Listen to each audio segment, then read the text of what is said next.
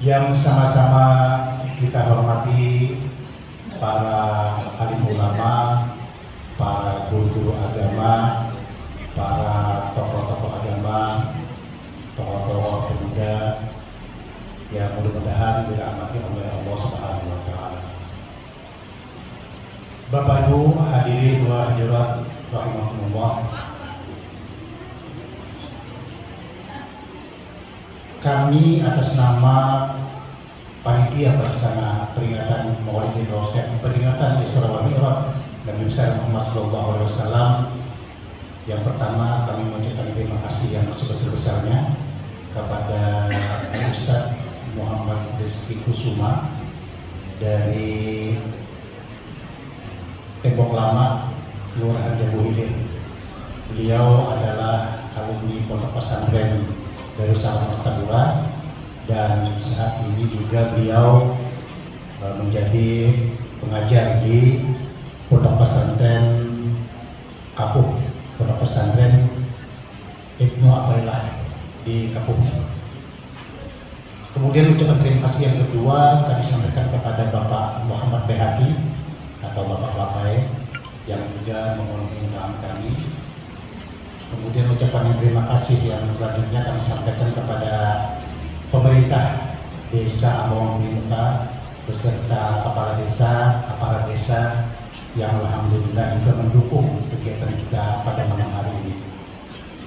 Kemudian ucapan terima kasih kami yang selanjutnya kami ucapkan kepada Bapak Ketua RT, kepada Bapak-Bapak warga RT 5 Desa Ambawang Blimuka, yang mana Bapak-Bapak, Ibu-Ibu, Saudara sekalian telah memberikan bantuan kepada kami baik berupa tenaga, pikiran ataupun dana, sehingga alhamdulillah dengan bantuan Bapak-Bapak Ibu sekalian kegiatan pada malam hari ini mudah-mudahan berjalan dengan lancar. Bapak-bapak, Ibu-Ibu hadirin rahimakumullah, kami tak lupa juga mengucapkan permohonan maaf yang sebesar-besarnya apabila dalam pelaksanaan peringatan Isra wal Mi'raj Nabi besar Muhammad sallallahu alaihi wasallam, dan insya Allah nanti juga akan sekaligus kita bahaul abah guru kita Syekh Muhammad Zaini Abdul Ghani, mudah-mudahan kita kumpul lawan beliau di surga nanti. Kami mohon maaf sekali lagi kepada bapak-bapak, ibu sekalian, bapak-bapak, ibu, apabila dalam pelaksanaan kegiatan ini mulai dari tahap persiapan, pelaksanaan sampai nanti terdapat kekurangan-kekurangan. Bapak-bapak, ibu, hadirin wal hadirat rahimakumullah, susunan acara pada malam hari ini singkat saja.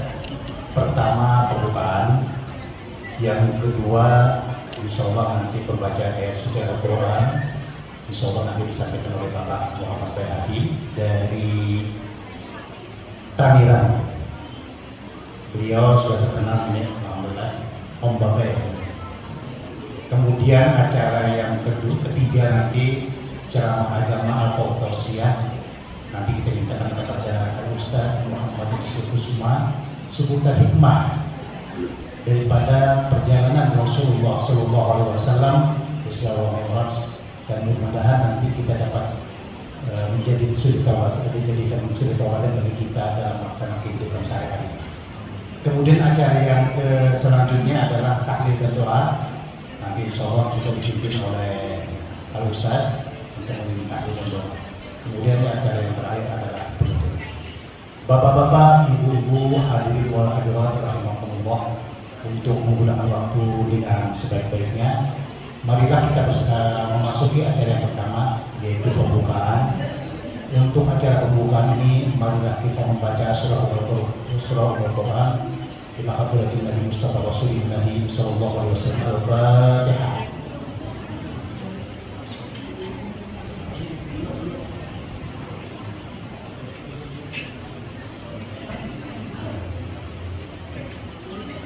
Terima kasih. Mudah-mudahan dengan membaca surah Al-Quran tadi kita pada malam hari mendapat rahmat dari Allah Subhanahu wa taala. Kemudian memasukkan acara yang kedua, yaitu pembacaan ayat surah Al-Quran. Untuk itu kami mintakan dengan hormat kepada Bapak Muhammad Behati Presiden.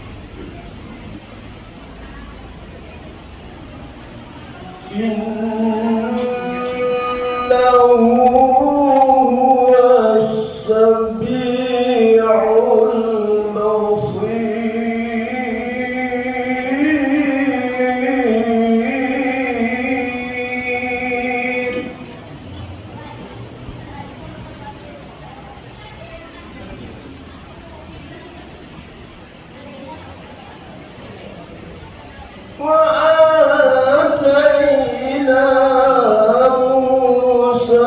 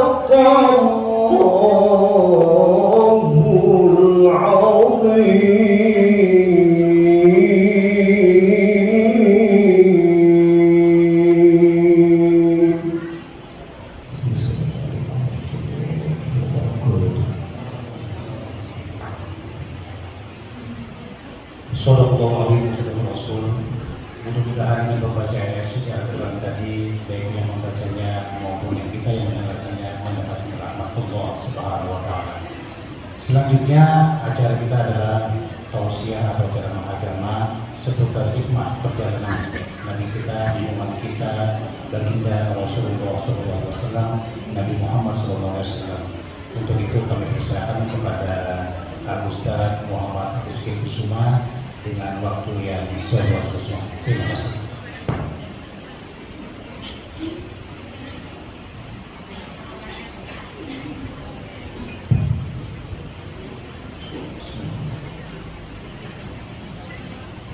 Assalamualaikum warahmatullahi wabarakatuh.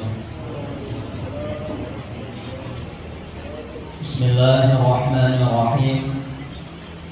Alhamdulillahilladzi asra bi'abdihi laylan minal masjidil harami ilal masjidil aqsa liyuriyahu min ayatihil kubra wal azama thumma a'rajahu ila as-sama thumma ila sidratil muntaha thumma ila qadi qausaini aw adna.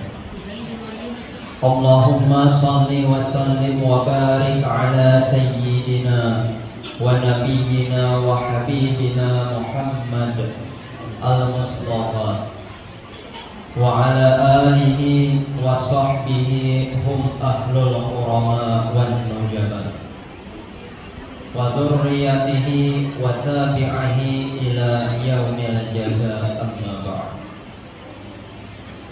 Al-mukarramun wal muhtaramun, yang ulun muliakan dan hormati para ulama, guru-guru agama, tokoh-tokoh masyarakat, pejabat pemerintah Desa Amawang Kirimukan, bapak-bapak, ibu-ibu, keluarga ulun barataan yang kesemuanya insyaallah dirahmati Allah. Alhamdulillah, puji syukur kita kembalikan kepada Allah Subhanahu wa Ta'ala yang dengan berkat limpahan taufik hidayahnya, kesehatan dan keafiatan, umur serta kesempatan yang diberikan Allah kepada kita semua, sehingga alhamdulillah Allah kumpulkan kita, Allah pertemukan kita di tempat, di waktu, di kesempatan yang insya Allah penuh dengan keberkahan ini. Mudah-mudahan dengan sebab terkumpulnya kita pada malam hari ini di tempat ini menjadi sebab Allah turunkan rahmat dan maghfirahnya kepada kita barataan. Mudah-mudahan Allah mengampuni dosa-dosa kita, dosa orang tua kita, keluarga kita, jiran tetangga kita, muslimin dan muslimat, serta mudah-mudahan Allah selamatkan kita selamat dunia, lebih-lebih selamat akhirat. Amin ya Allah ya Rabbal Alamin. Kemudian salawat dan salam tercurah terlimpah keharibaan junjungan kita baginda Nabi besar Muhammad sallallahu alaihi wa alihi wasallam serta seluruh keluarga, kerabat, sahabat, dzurriyyah dan seluruh umat baginda Nabi besar Muhammad sallallahu alaihi wasallam ila yaumil qiyamah. Pertama-tama ulun mengucapkan banyak-banyak terima kasih atas kepercayaan Buhan Pian Barataan mengundang ulun pada malam hari ini dalam acara peringatan Isra wal Mi'rajnya Nabi besar Muhammad sallallahu alaihi wasallam yang dirangkai dengan pembacaan tahlil dan doa yang kita khususkan kainah untuk syekhina guru kita Abah Guru Sekumpul Allah ya Rahman. Dan apabila nanti apa yang mau sampaikan banyak terdapat kekeliruan, hal-hal yang kurang berkenan, ulun terlebih dahulu mengucapkan ampun maaf yang sebesar-besarnya. Alhamdulillah, Allah memberikan kita satu nikmat, yaitu umur dan kesehatan, sehingga pada tahun ini Allah pertemukan kita kembali dengan salah satu bulan yang haram, bulan yang sangat dihormati Allah dan diagungkan oleh Rasulullah, yakni bulan Rajab. Ini adalah salah satu daripada 4 bulan yang disebutkan Allah di dalam Al-Quran dengan Ashhurul Hurum, bulan-bulan yang sangat dihormati, bulan haram. Ada 4 bulan di dalam kalender Islam atau kalender Hijriah yang disebut dengan bulan haram, bulan yang sangat dihormati. Yang pertama Dzulqa'dah atau Dzulqa'dah, yang kedua Dzulhijjah, yang ketiga Muharram, dan yang keempat bulan Rajab. Dan istimewanya Rajab itu andaknya kada bekatain lawan yang lain tadi. Kalau nang 3 dari 4 tadi beriringan, Dzulqa'dah, Dzulhijjah, Muharram besusun. Kemudian taharat Muharram, Safar, Rabiul Awal, Rabiul Akhir, Jumadil Awal, Jumadil Akhir, hanya Rajab. Tahalat beberapa bulan, ada betatai dengan kawannya nang 3 tadi. Kenapa? Padahal sama pada bulan haram, bulan yang sangat dihormati.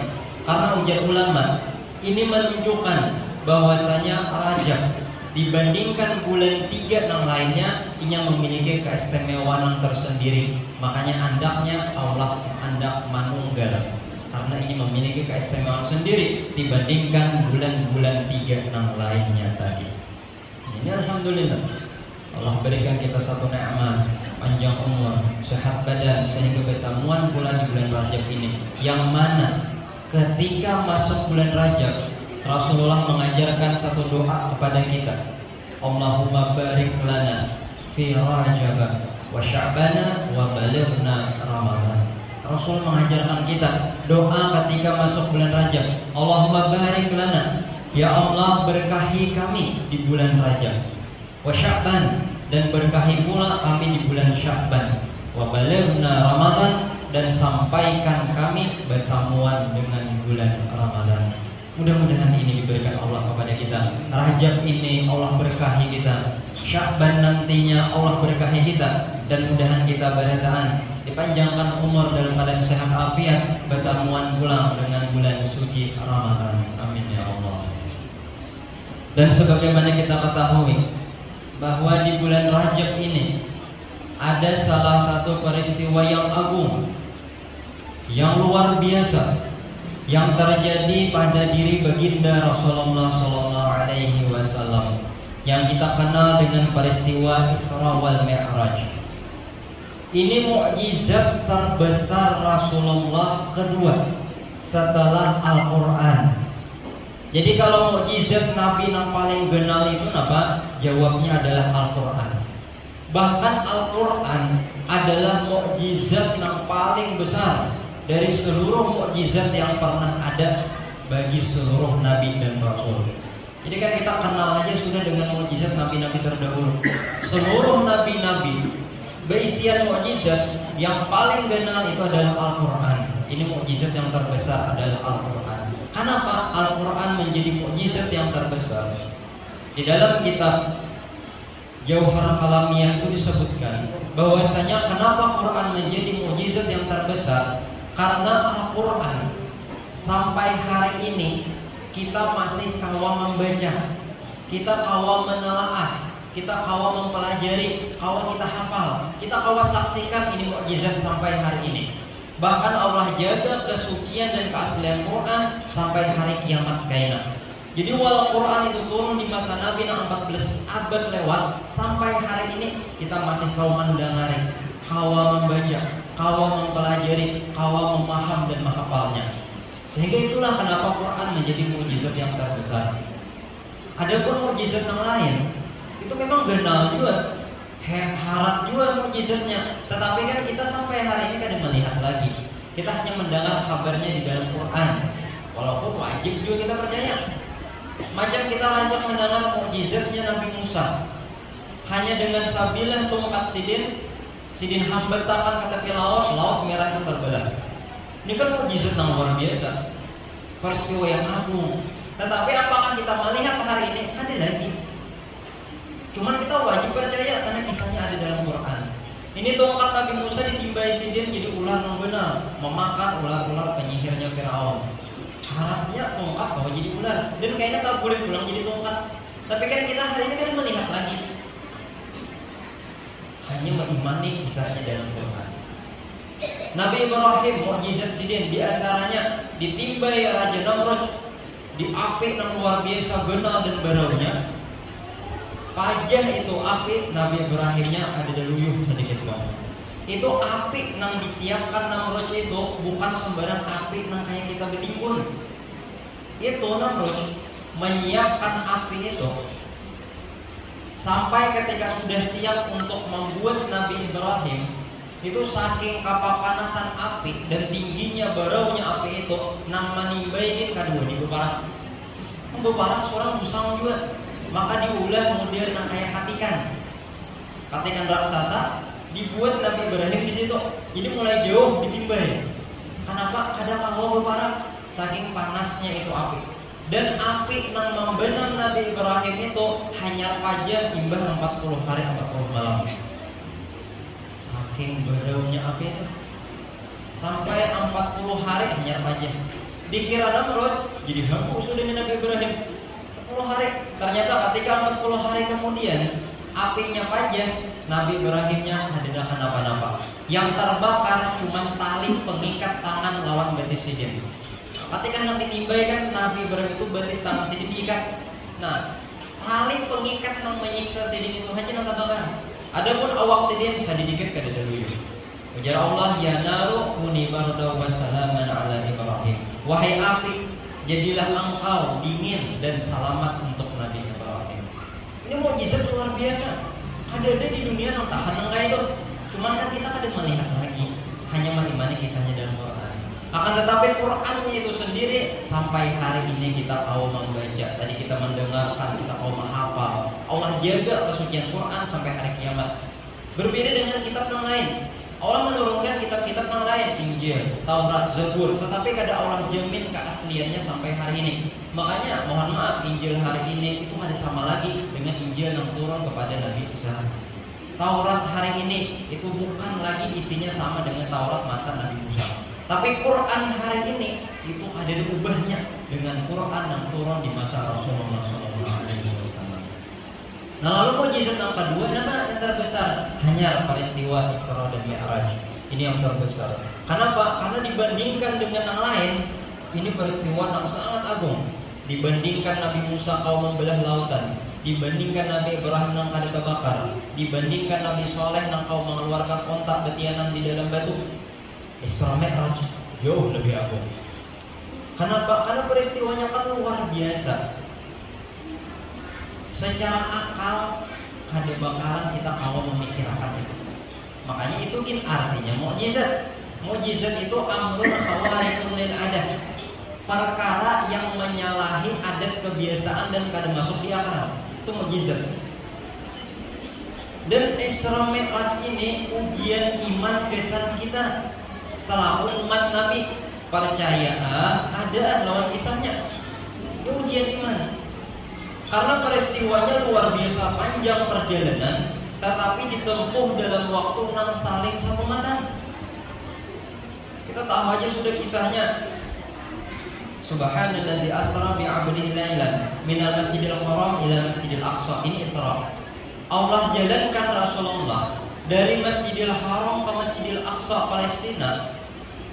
Kemudian Allah mi'rajkan pulang naik sampai ke langit ketujuh Sidratul Muntaha, bulik pulang di malam itu. Perjalanan yang amat jauh, tetapi ditempuh dalam waktu yang saling satu mata. Makanya orang banyak yang tidak percaya ketika subuh harinya Nabi itu berkisah. Karena di masa Nabi, di masa Rasulullah, orang itu amuhnya tulak mulai Makkah ke Palestina itu memerlukan waktu kurang lebih 3 bulan. Ampahan jahanya tuh 3 bulan. Beunta nih orang-orang masa Nabi Masjidil Aqsa Palestina itu 3 bulan. Hanya malaan. Buliknya pulang 3 bulan. Jadi Isra-nya hanya pulang bulik itu perlu waktu seharusnya 6 bulan secara waktu di masa Rasul. Tetapi Nabi tadi pulang dari 1 malam. Jadi Isra Mi'raj itu bukan samalaman full. Kalau samalaman penuh itu masih kalawasan. Makanya Allah menyebutkan Subhanalladzi asra bi 'abdihi lailan. Lailan itu di dalam tafsir Jalalain Imam Sayyuti menyebutkan kenapa lailan itu menggunakan kalimat kalau bahasa nahwu itu isim nakirah. Pakai tanwin, ada alif lam. Kenapa ada Subhanalladzi asra bi 'abdihi lailan? Al-laila. Kenapa kalian menggunakan al-laila tetapi lailan betanwin bukan alif lam di awal? Padahal kalau secara makna kurang lebih lailan itu dengan al-lail itu malam juga pun artinya, tetapi secara pentafsiran itu lain. Ujian Imam Sayyuti, kalau maknanya lailan itu bukan malam semalaman, tetapi ayat qalilun minal lail, hanya sedikit dari waktu malam. Peristiwanya malam, tetapi kan semalaman. Satu mat benar. Jika seandainya Allah itu menggunakan kalimat al-lail, maka itu pahamannya memang semalaman. Semalam itu masih kalawasan. Kan arti malam itu udah maghrib malam sudah sampai karena para subuh malam berapa jam, lebih 8 jam itu kalawasan. Isra Mi'raj kurang dari itu. Bahkan kan dalam hadis itu disebutkan Nabi diambil malaikat Jibril di pembaringan sidir. Ketika datang pulang, para bahan Nabi itu masih ladar bahasa kita, masih hangat. Sama itu, semua benar. Ini kita duduk sini mungkin kurang lebih 2 jam nggak enak. Berdiri, burit kita ini bakas dudukan kita panas. Tapi panasnya tuh 1 menit, paling beberapa menit itu kan bulik dingin. Ya kayak itulah kurang lebih gambaran 1 matnya peristiwa ini. Padahal tadi perjalanan luar biasa jauh. Dari Masjidil Haram ke Masjidil Aqsa aja baru 3 bulan.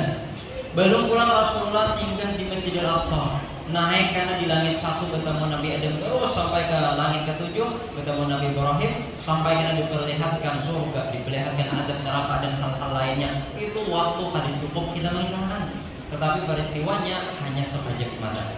Nah ini ujian iman. Percaya ada dengan kisah ini. Makanya Allah lebih dulu menekankan dengan kalimat Subhana, Maha Suci Allah yang menjalankan hambanya. Kenapa diawali dengan kalimat Subhana? Dalam Quran itu biasanya apabila ada ayat atau surah yang diawali dengan kalimat Subhana, Maha Suci, itu menunjukkan imbahnya itu kisah itu luar biasa. Kisahnya agung, kisahnya secara akal akan masuk. Itu Allah hendak menunjukkan ini agung akan jauhi. Makanya ditimbulkan Allah dahulu hanya dengan hambanya. Itu menunjukkan bukan Nabi yang berjalan kehendak sorangan, tetapi Allah yang menjalankan. Amun Allah sudah menjalankan, maka kan itu mustahil lagi. Karena keyakinan kita sudah Allah itu maha kuasa atas segala sesuatu. Apalagi bayar sekadar menjalankan Nabi ke tempat itu. Di sini iman kita diuji.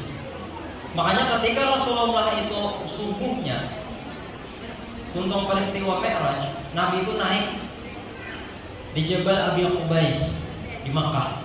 Lalu Nabi berpengumuman, Hai ma'syar Makkah, hai penduduk Makkah, aku ujar Nabi malam tadi diberangkatkan Allah dari ini Makkah ke Masjidil Aqsa, kemudian naik ke langit berguling pulang ke sini.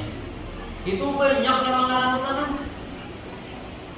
Jangankan yang dahulu sudah pada percaya, yang asalnya beriman lawan Nabi Jin bermurtad. Ada bermurtad. Dalam kitab disebutkan kayak itu. Ini awalnya beriman Rasulullah, tapi ketika Nabi berkisah aku malam tadi sholat dan malam tadi kulit, nah awalnya beriman ya bermurtad. Kenapa? Karena secara akal asal mungkin hampir ini Muhammad. Ada mungkin angka itu akhirnya bermurtad, berguling ke keyakinan yang dulu. Apalagi nang dari awal memang sudah ada percaya, makinnya mendustakan benar. Salah satunya yang paling mendustakan benar itu Abu Jahal. Mereka memang terkenal mulai dahulu. Nah, maka ketika peristiwa itu ini menjadi bahan bagi Abu Jahal untuk mendustakan Nabi. Makanya ketika Nabi berkisah naik ke langit, saya kita kan terampok nih. Lalu Abu Jahal itu mengiyakan Rasulullah, "Hei Muhammad, ikam malam tadi berbadan naik ke langit. Coba kan angkat betis kanan ikam." Diangkat Nabi. Limbah itu ujar Abu Jahal angkat pulang betis kiri tanpa menurunkan betis kanan. Jadi keduanya diangkat. Ujar Rasulullah, kamu kok angkat keduanya betisku, tajung kamu kok. Ada awalnya Nabi yang diangkat keduanya, kamu bergantian sabar kawan. Kamu diangkat keduanya, ma awang-awang tajung kamu apa jadi Nabi lawak aku. Jatuh aku jangan. Maka apa ujar Abu Jahal? Berarti kisah ikam tuh marampot.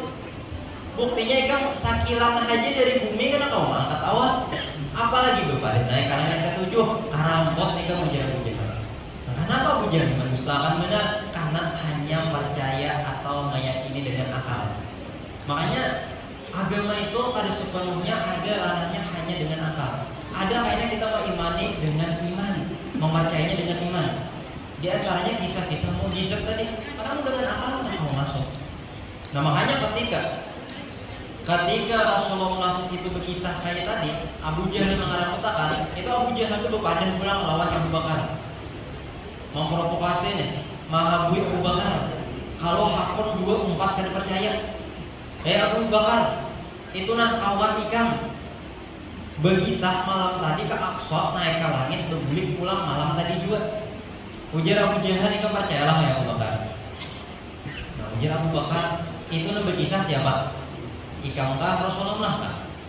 Ujar Abu Jahal dasar dari muntungnya Muhammad berkisah. Aku kan ada. Aku sekadar menyampaikan.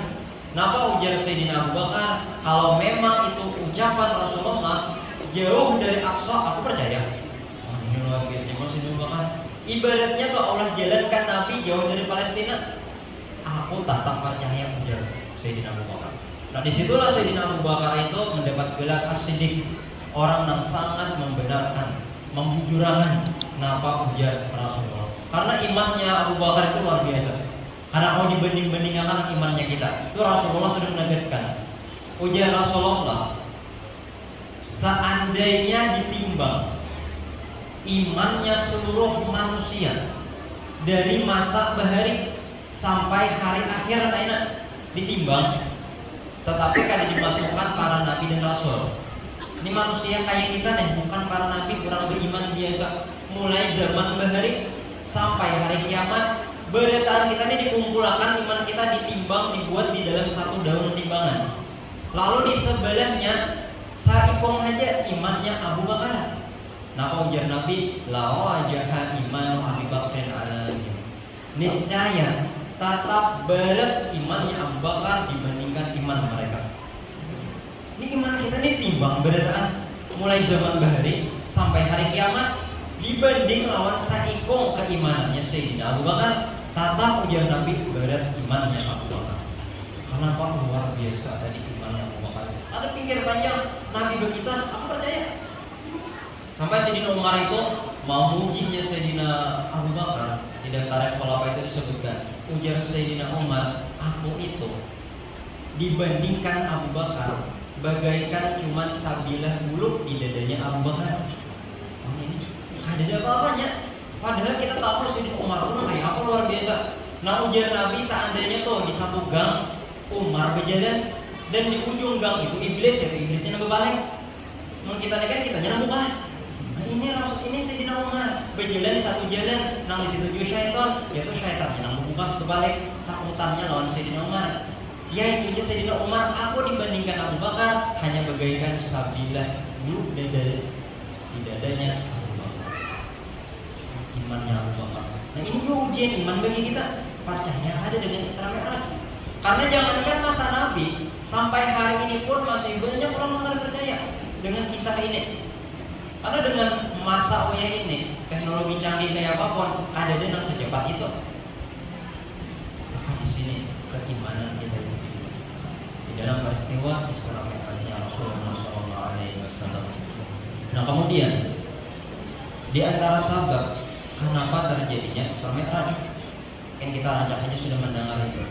Di antara sebabnya Isra Mi'raj itu adalah bentuk menghiburnya Allah terhadap Rasulullah. Ini salah satu sebab, walaupun banyak sebab-sebabnya. Di antaranya ini bentuk menghiburnya Allah bagi hatinya Rasulullah.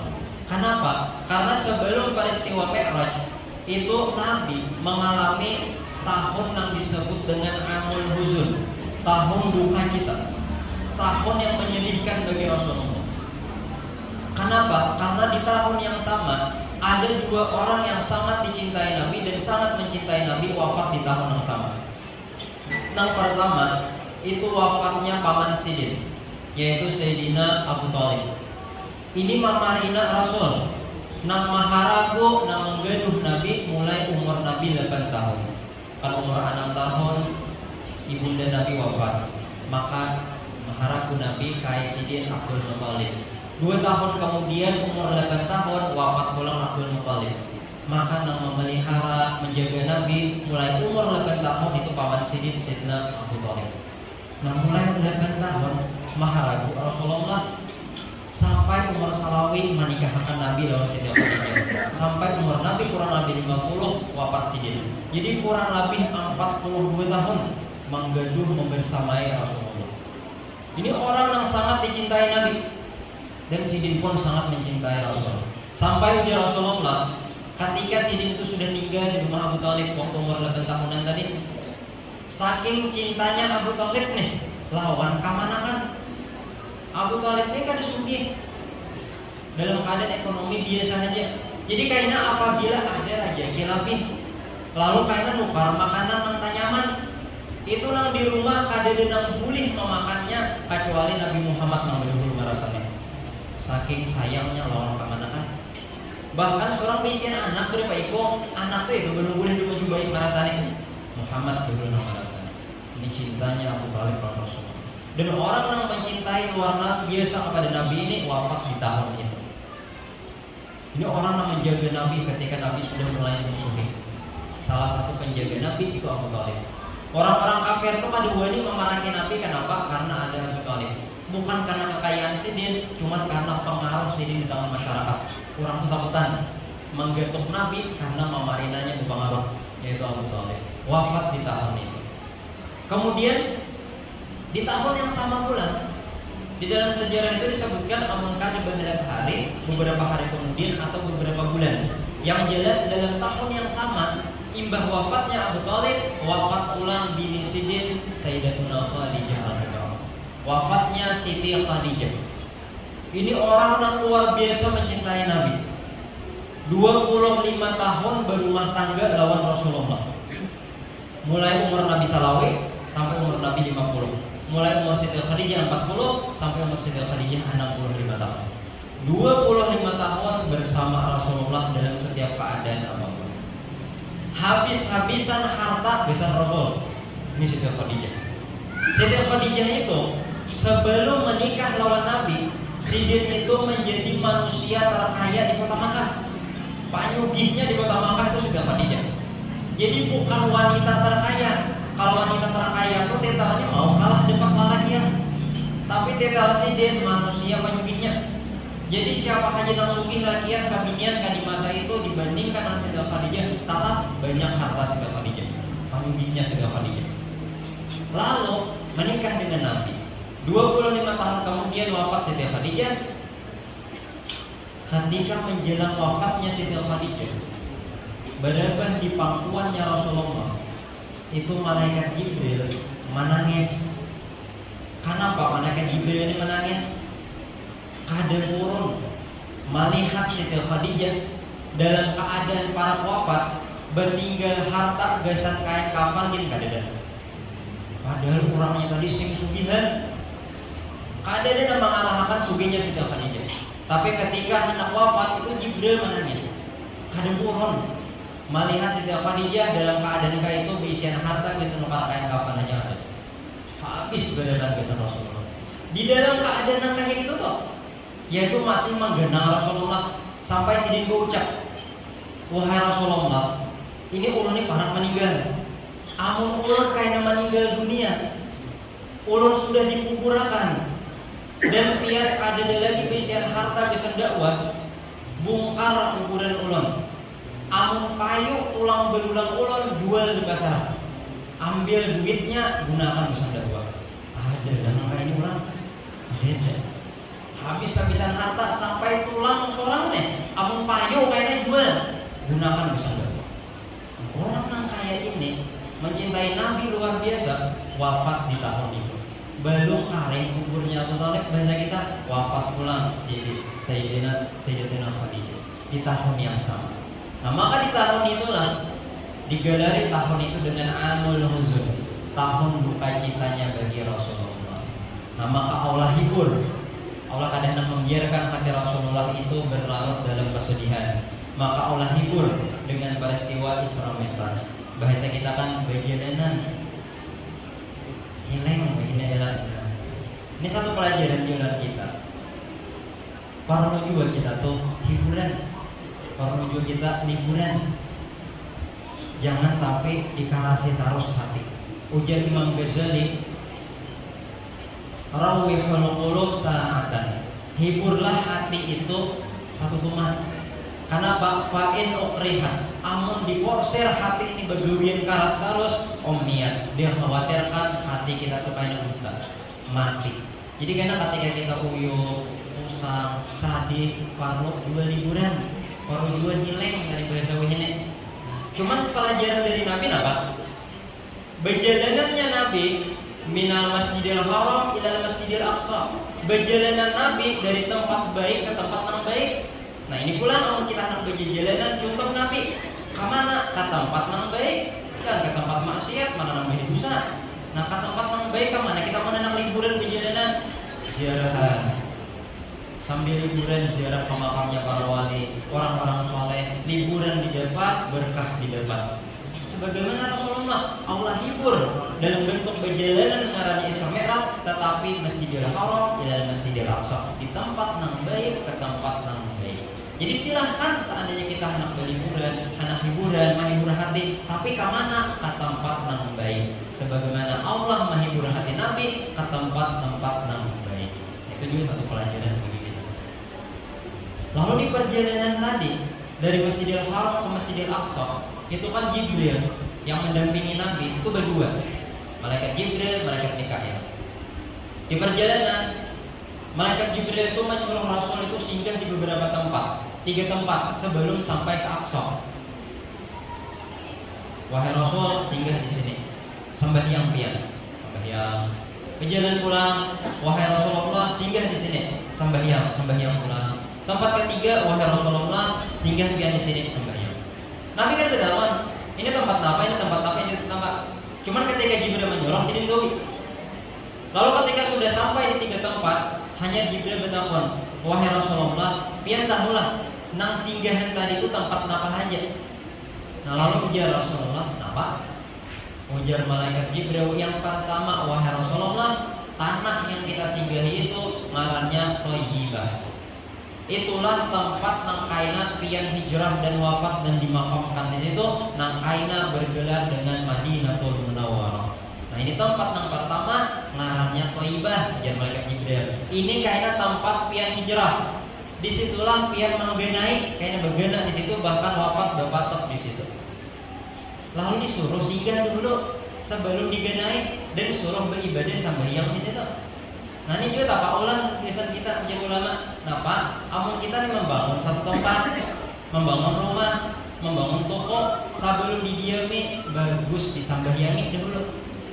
Sebagaimana tadi, ini Madinah belum didiami Nabi, tapi disuruh oleh malaikat Jibril sambahyang dulu. Nah ini dalilnya masih kita mau rumah hanya ke sembahyang hajat sebelum didiami, bagus diisi dengan ibadah.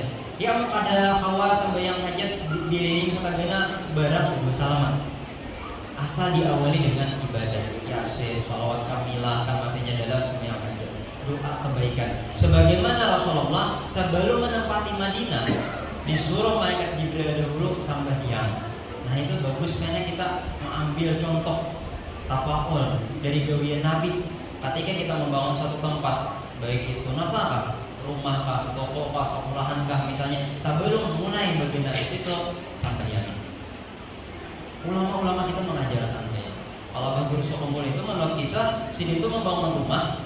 Sebelum Sidin dia di rumah di Sokumpul itu, setiap kamar itu Sidin hatamakan Al-Quran. Yang berupa buah kamar, yang ruang tamu. Ini baru didiami dulu, rumah sudah jadi, cuma belum pindahan ke situ. Itu kan ruang tamu, ibadah Sidin, Quran, sahatam. Habis karena sahatam beberapa waktu kemudian karena kamar satu kemudian seterusnya. Jadi hibah di dalam rumah itu berkat khatam Quran. Kira-kira kita sanggup mah itu apabila mendiaminya jangan khatam terus. Nah paling ada tadi berdua salamat barang. Kamu kadang kalau sembahyang hajat minimal sekadar berdua salamat. Berdoa kepada Allah dan diberi keberkahan di tempat. Nah ini yang pertama. Lalu pulang tempat yang kedua apa? Tempat yang kedua ujian malaikat Jibril itu ngarannya Tur Sinai, Bukit Sinai. Inilah tempat munajatnya Nabi Musa kurang lebih 40 hari sebelum menerima kitab Taurat. Di situ Nabi Musa beribadah 40 hari.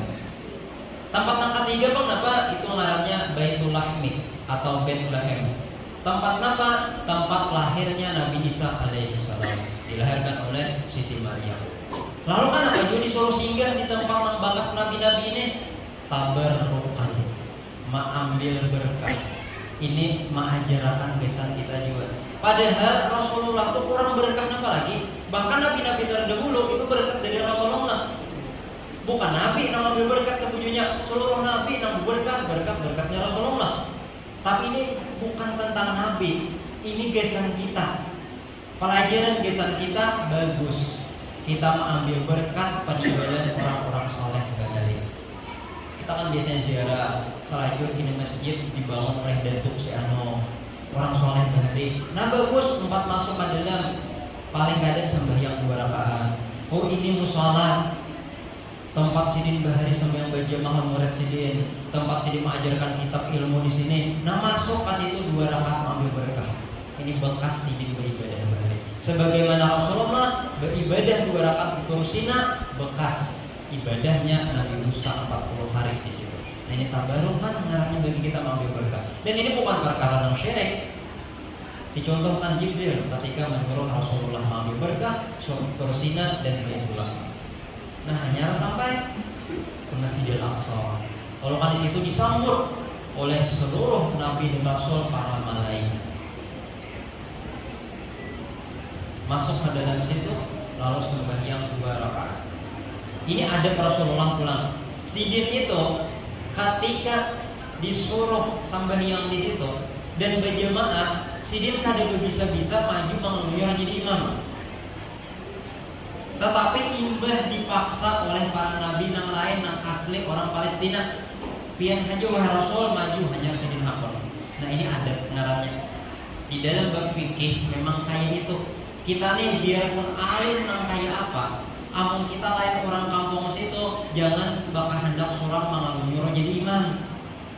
Walaupun memang kita ahlinya. Walau kita tersinggah nih di satu tempat, langgar atau masjid, cuman kan ini lain kampung kita. Walaupun memang dari segi keilmuan kita siap jadi imam. Amun orang situ kadepannya Allah, jangan bisa-bisa. Kecuali penduduk situ nang meminta tampul pian di sini nah buruan mengambil berkah kami pian jadi imam. Atau takmir masjidnya meminta pian haji jadi imam. Ini Rasulullah itu pada Nabi itu paling mulia dari seluruh Nabi sudah. Cuman ketika di Palestina ini bukan tanah Sidin. Sidin kan mau jadi imam. Imbah disuruh oleh para nabi yang lain, hanya Sidin naik ke mihrab untuk mengimami nabi yang lain. Nah, disitulah Nabi bergelar Imamul Anbiya wal Mursalin, imamnya seluruh nabi dan rasul. Hanya Nabi Di langit pertama ketemu Nabi Adam, terus di langit kedua ketemu Nabi Isa Yahya, sampai ke langit ketujuh ketemu Nabi Ibrahim alaihissalam. Hanya karena sampai ke satu tempat di atas pada Sidratul Muntaha, di satu tempat, di satu maqam. Nah di situ sampai Jibril sendiri kadisantu untuk mengawali. Lalu jawab malaikat Jibril, wahai Rasulullah, ulun sampai sini aja. Salabihnya yang lanjutakan sorangan perjalanan. Kalau dia Rasulullah kenapa ya ketinggalan aku? Maka mulai ngobrol kita sarantang salontong. Tapi kenapa biasanya aku disuruh maju sorangan? Kalau dia Jibril, wahai Rasulullah, aman seandainya ulun umpat juga niscaya binasa awak ulun. Karena itu tempat bukan makam ulun. Ada sanggup ulun sampai situ. Itu khusus besantian saja. Nah maka Nabi masuk di tempat itu. Nah peristiwa masuknya Nabi di tempat itu yang diawali dengan mengucapkan salam, lalu dibalas oleh Allah dan disaksikan para malaikat, maka percakapan itu menjadi bacaan kita di tasyahud. Sehingga itulah kenapa sembahyang kita ini disebut dengan mi'rajnya bagi orang beriman. Karena peristiwa sembahyang memang didapatkan di mi'raj, dan banyak bacaan dan gerakan dalam sembahyang itu memang sababnya dari mi'raj. Sehingga disebut ujar Nabi as-shalatu mi'rajul mu'min. Sembahyang itu mi'rajnya bagi kita orang beriman. Sebagai contoh tadi, ketika Nabi masuk di satu makom tadi, satu tempat, Nabi itu masuk karena Nabi merasa ini tempat yang luar biasa dan hanya Sidin yang dapat kalau masuk situ. Lalu Sidin masuk mengucapkan salam dan memuji Allah. Nah ucapan Nabi, at-tahiyatul mubarakatus shalawatut thayyibatul lillah. Segala penghormatan, segala pengagungan yang baik hanya untuk Allah. Ketika Nabi masuk situ, Sidin membaca at-tahiyatul mubarakatus shalawatut thayyibatul lillah. Lalu mendengar itu Allah menyahut. Ujar Allah, assalamu alayka ayyuhan nabiyyu wa rahmatullahi wa barakatuh. Salam atas engkau wahai Nabi, keberkahan untuk engkau. Dibalas Allah dengan doa keselamatan dan keberkahan. Di situ pulang akhlak Rasul. Ketika Allah mengucapkan salam ke Sidin, Sidin kadang hendak menerima salam itu sorangan. Minta kepada Allah supaya salam itu bisa umat Sidin yang di bumi juga. Nah ujar Nabi, assalamu alayna wa ala ibadillahis sholihin. Ya Allah, salam pian itu jangan pagai ulun aja, tapi sampaikan salam itu ala ibadina, gesan hamba-hamba nang soleh. Gesan hamba-hamba pian nang soleh, gesan umat ulun nang soleh-soleh, maka kirimkan itu salam. Ini akhlak Rasulullah. Di satu tempat yang nikmatnya Sidin sorangan aja, Sidin kan merasakan sorangan. Ingat masih lawan kita nang di bawah. Ingat lawan kita masih nang di bumi. Lalu menyaksikan itu malaikat, luar biasanya akhlak Rasulullah. Sudah di satu tempat nang berdua saja dengan Allah, masih menggana umat. Ini bebenaran Rasul. Aduh kurang biasa. Maka serentak malaikat yang di bawah menyaksikan, asyhadu an la ilaha illallah wa asyhadu anna Muhammadar Rasulullah. Kami naik saksi berdasarkan bahwa pian Allah dan Nabi Muhammad adalah utusan Dia. Hanya ditutup para malaikat dengan memuji Nabi, Allahumma sholli ala Muhammad. Nah bacaan itulah akhirnya menjadi tahiyat kita, menjadi rukun sembahyang kita, rukun Allah. Sampai di tempat tadi, lalu Nabi kan menerima perintah sembahyang. Nah kalau kita pahami juga, bertemunya di situ bukan Allah yang berdiam di situ. Kan keyakinan kita Ahlussunnah wal Jamaah bahwa Allah itu ada bertempat. Allah ada berhajat kepada tempat. Termasuk Allah ada berdiam di langit. Allah ada bertempat di arasy. Allah ada istiwa di arasy. Lalu kenapanya kesannya Nabi itu bertamu di situ bukan berjumpa macam pian lawan ulun, tetapi Allah bukakan hijab sehingga Rasulullah dengan batang tubuh Sidin sawakan melihat zatnya Allah yang laisa kamitslihi syai'. Bukan Allahnya yang menjongkong di langit. Nah ada. Kalau Allah menjongkong di langit itu berarti kayaknya sama dengan lo mengambil tempat macam kayak kita di sini jongkongan di langit. Amun biasa kadar kita buka hijab kan mesti ke langit. Jangan di bumi saja. Karena bumi ini terlalu kotor untuk menjadi tempat terbukanya hijab Rasulullah melihatnya Allah. Buktinya Nabi Musa ketika di Tursina anak minta bukakan hijab, Allah akan diizinin. Kenapa? Ini bumi, bukan tempat dibukakan hijab. Makanya ketika Allah membukakan hijab Rasulullah dalam peristiwa Mi'raj, Allah belum naik ke atas. Bahkan bukan sekadar di langit, tetapi di satu tempat. Nang Jibril saja ada kawasan tempat yang agung luar biasa. Nah, akhirnya di situ menerima sembahyang 5 waktu. Yang awalnya 50 waktu. Ketika Rasulullah difardukan Allah 50 waktu, sifat Nabi itu tinggi pun. Jadi kan memprotes kalau kebanyakan. Kenapa ujar Allah ini? Lalu tuh orang sedang menerima 50 waktu tadi. Lalu di perjalanan bule bertamuan melawan Nabi Musa di langit ke-4. Lalu ditakumi Nabi Musa, wahai Rasulullah, apa yang difardukan Allah di sampean dan umat? Lalu ya Rasulullah, Allah fardukan kami 50 waktu. Kenapa jawaban Nabi Musa? Pas ali takhfif, minta keringanan. Itu nggak kebanyakan 50. Jadi untungnya kita Nabi Musa. Jangan ngomong Nabi kan ditakuni Nabi Musa sampai ini 50 kita. Ada apa-apa?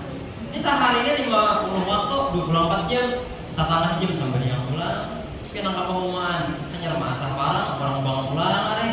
Nangkap pasarnya bersusun dagangan, bangun pulang, arek. Setengah jam sampai yang pulang, setengah jam sampai yang pulang. Kan sehari 24 jam, kamu 50 waktu rata-rata sekali sampai yang setengah jam.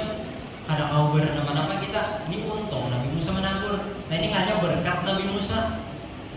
Nah di sini pula menjadi ulama menunjukkan orang-orang soleh, para nabi dan wali itu walau secara zahirnya sudah wafat, sudah meninggal dunia, masih kawa memberi manfaat di senang hidup. Ini buktinya Nabi Musa. Nabi Musa kan secara zahirnya sudah wafat. Jarak Nabi Musa dengan Nabi Muhammad itu lebih 2000 tahun.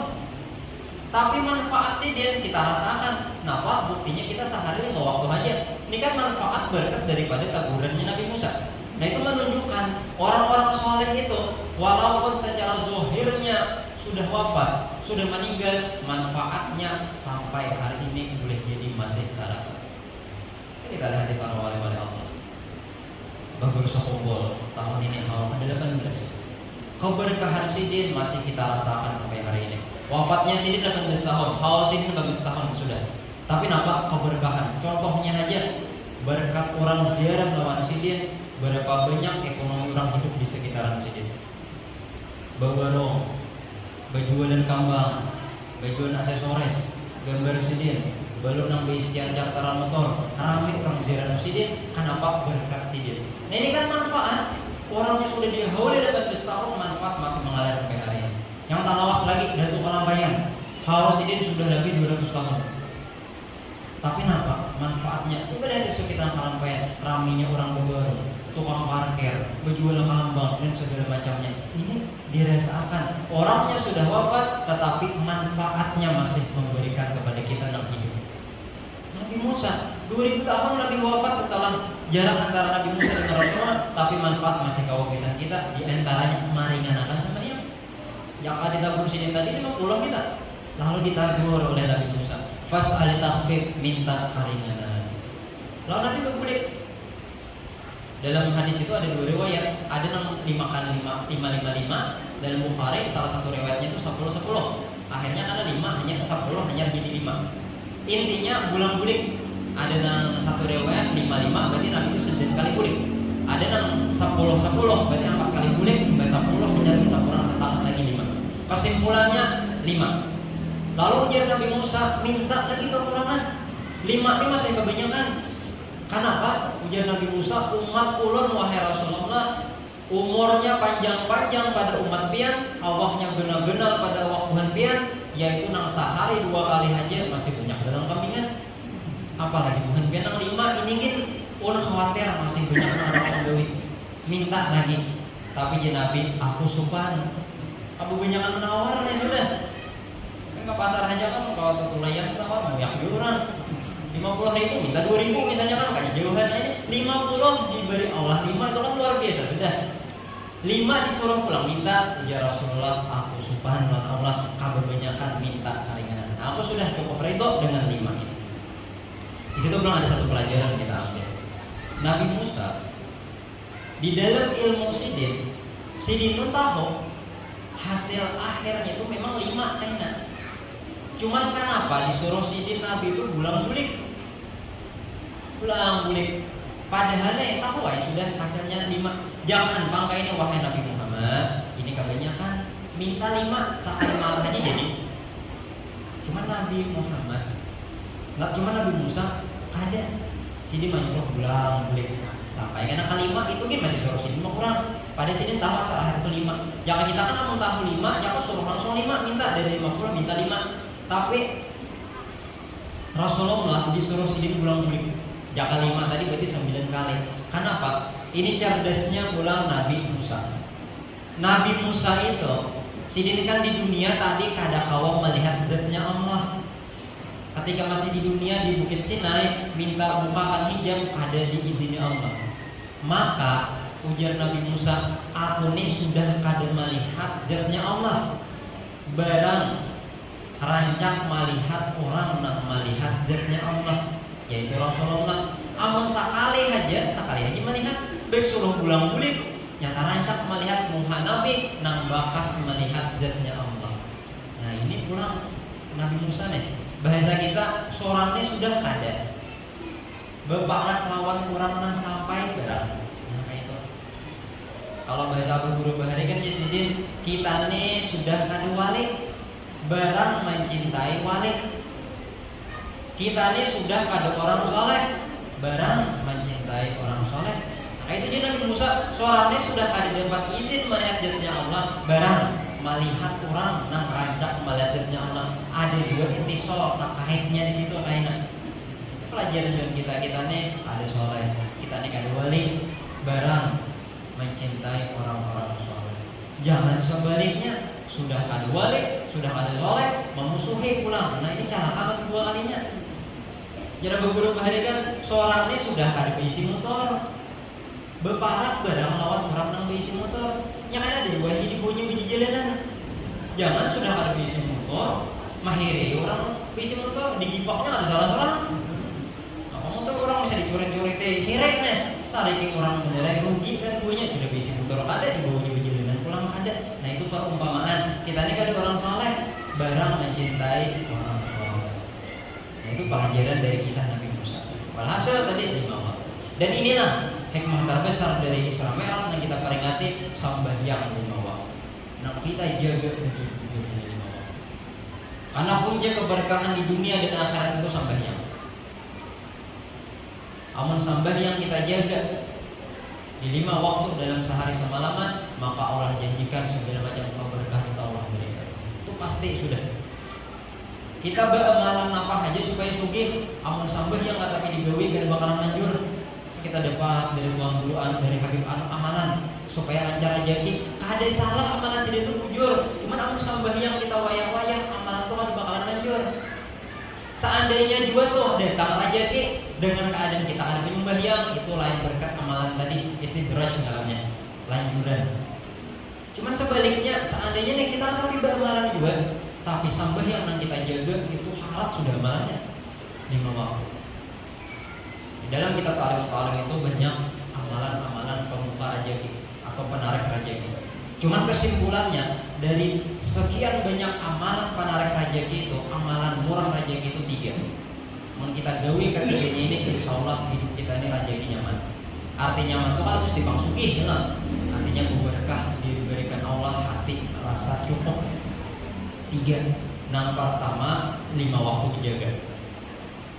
Nang kedua bakti kawan kuitan. Nang ketiga jangan meninggalkan mantuk ilmu. 3.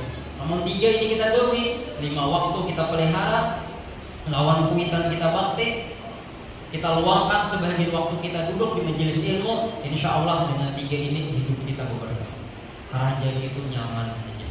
Dengan sebab 3 ini, biar kasarnya kita tetap amal kayak orang, amalan-amalan menarik rezeki. Apalagi kan yang tambah dengan amalan-amalan lainnya makin nyaman. Amalannya orang enak. Nah 3 ini nih kita jaga, bakti lawan kuitan, 5 waktu dan duduk di majelis ilmu. Ini keberkahan hidup insya Allah kita dapatkan.